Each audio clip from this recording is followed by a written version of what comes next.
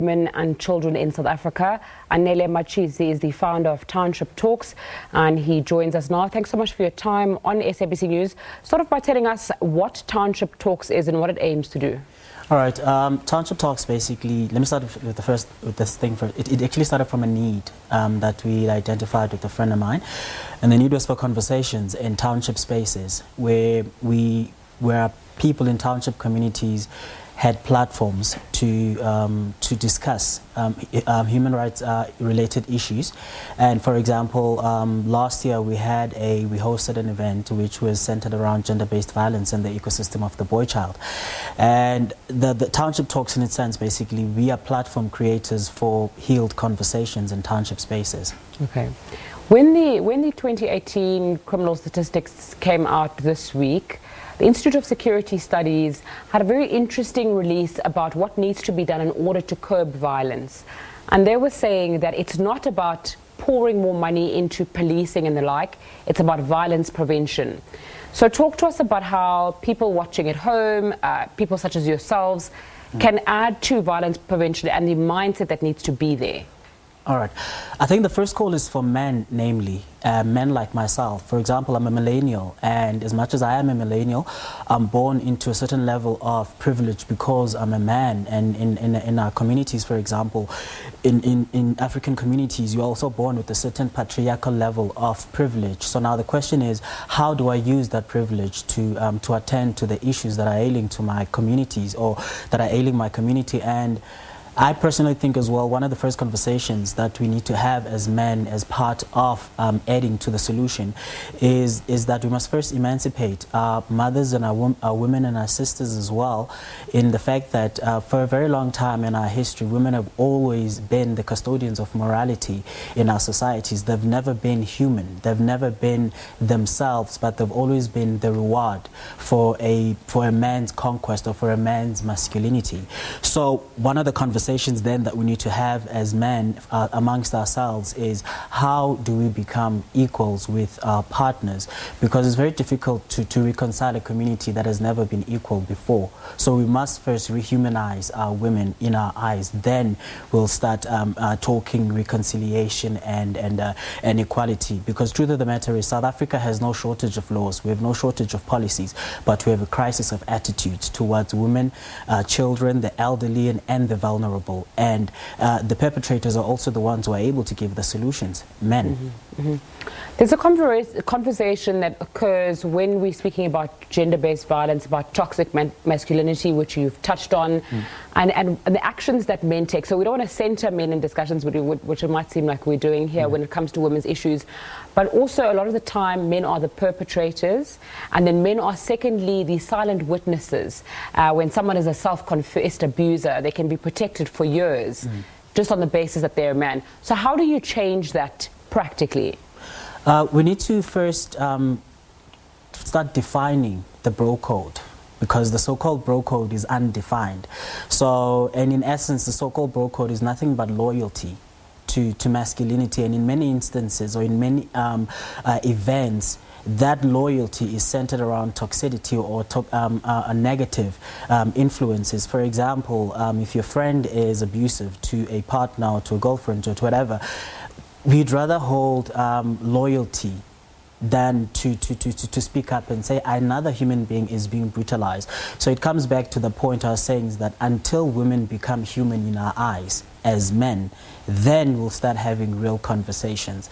So, because at the end of the day, speaking up, for example, what we've been experiencing in the country for the past 2 weeks is necessary for our time and our generation. However, without us feeling the conviction to speak up and saying, listen, this is not how we do it, without us calling each other out on how we go about doing things, at the same time, the makings of a man it's a missing conversation in South Africa, and particularly with the Township Talks platform, that's one of the things that we try and focus on mainly, on how do we make men as a society, because we've built more prisons and we have a lot of more punitive systems in our society than we do constructive structures on how we can make men.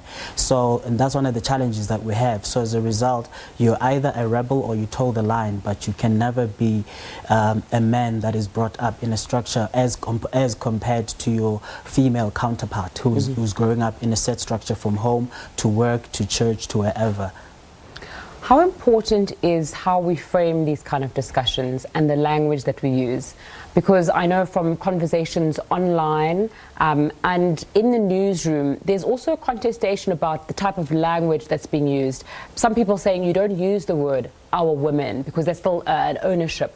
And then there's some people also saying that when we're using terms like toxic masculinity, people are just like, what are you actually saying? So how important is how you're communicating the message and how you're getting it across? Yeah, I think the rise and fall with every phrase or words that we choose to fall is definition. So how we define these words. And I fully agree as well when it comes to us learning to be careful in how we frame the words in terms of, depending on the context and the time that the words are used. But I think, as I said, the rise and fall is is in definition. For example, if you walked up to a boy child now and asked him, what is a father? What does father mean? And a lot of boys don't know. In fact, and a lot of men who have children don't even know what father means. And that's not to undermine them, but no one has actually held them by the hand through the transitions of masculinity. As a result of that, they do not have the definition. And if they had the definition, their perspective of life and society would be different. And so my view is that more than the phrases, more than our protests and everything, we need to have healed conversations. And South Africa is well capable of having those conversations, but we've just been having, there's been a lack of platforms for us. Where do we have these conversations? And truth of the matter is as well, crises like gender-based violence, they transcend the barriers that we seem to think define South Africa, like race, class, and all these other things. Because whether it's in a township space or a gated community, abuse is abuse, and it happens everywhere. Whether people are poor or rich, abuse is happening everywhere.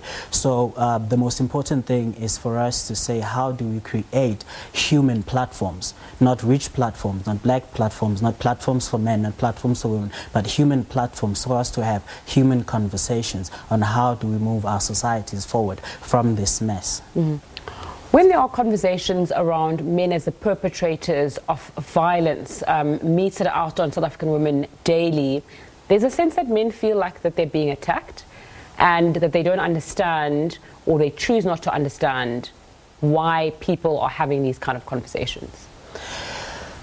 I fully agree with you. There is that sentiment. However, my other position on it is that for a very long time, such incidences that we're having today are not really new. It's just that for the past 5 years, because of social media's uptake on things, they're being reported more, but they're not new. These incidences have been happening. If you grew up in the township, you knew someone who was hitting their girlfriend or their wife and all of that. We knew about all these incidents. If you grew up in the suburbs, it was the same thing. You knew that rich family, but they had all kinds of problems, and the husband was physical and all of that. So it's not, these things are not new. It's just that they're reported harder now and even more, and society is starting to speak up a little bit more, a little bit better as well in this. And also I think as well as a society, regardless of how we as men feel at the moment, whether the phrases I use is "men are trash" or whatever, we will find a way as we go along. But in terms of how do we frame or package the conversation, but what's necessary now is that the conversation needs to be had. Mm-hmm. In order for a problem this big to be dealt with, there needs to be different parts of society coming together and working on the problem, because it cannot just be women fighting the scourge, it cannot just be men in silos. There also appears to be a lack of understanding about how this should be done. So how do people work both separately and together in a way that makes everyone happy? Is that even possible? It is. It is. I think the beautiful thing about democracy is that, or living in a democratic state, is that we don't necessarily have to agree, but we have to accept that we're different. So whether it's men or people from different religious backgrounds who are affected by the very same thing, gender-based violence. So again, it comes back to the point whereby we need to create a platform. And for example, what we do with the Township Talks. We bring all the key pillars of influence in that particular township space, from the religious community to business to politics, and everybody has to sit there, and we need to find immediate solutions. So the idea is that by the end of this conversation, somebody needs to talk to someone on how we solve this. We're not talking about we're going to have a meeting next week or next month, but it's about how do we find the solution now about what's happening here and now. And that's what we need. We need to get going. We need to be our own catalysts for this change that we're looking for, regardless of how different we are. Thanks so much for your time on SABC News. Anele Matshisi, the founder of Township Talks, talking about how he believes that we can curb this scourge of gender-based violence with a particular focus on men. It's time for